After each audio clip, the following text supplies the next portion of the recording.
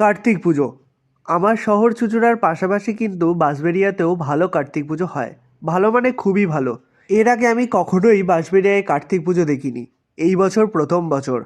আমি তো দেখব, আমার সাথে সাথে তোমাদেরকেও দেখাবো। তবে পুজোর সময় যেতে পারবো কিনা জানি না, তাই প্রস্তুতি পর্বটাই তোমাদের সঙ্গে শেয়ার করছি। প্রথমে এই যে মণ্ডপটি দেখাচ্ছি সেটা সম্পূর্ণ ছাই দিয়ে তৈরি। দেবদেবীর আগমন তাদের theme. Bansberia station road Chaitali নাট্যগোষ্ঠী স্পোর্টিং অ্যাসোসিয়েশন ক্লাবের এবছরের নিবেদন।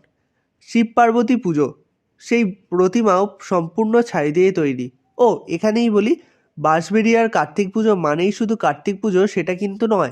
রাসের মতো বিভিন্ন দেবদেবীরই পুজো হয়ে থাকে বাঁশবেড়িয়াতে। এই যেমন এখানে হচ্ছে শিব পার্বতী পুজো। ছোটোর মধ্যে মণ্ডপটা বেশ আমার নতুনত্ব লেগেছে, তাই তোমাদের সঙ্গে শেয়ার করলাম।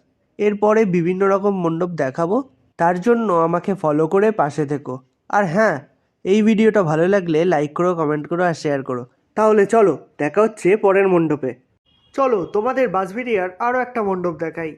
অনির্বাণ, এবছর তাদের 50তম বর্ষ।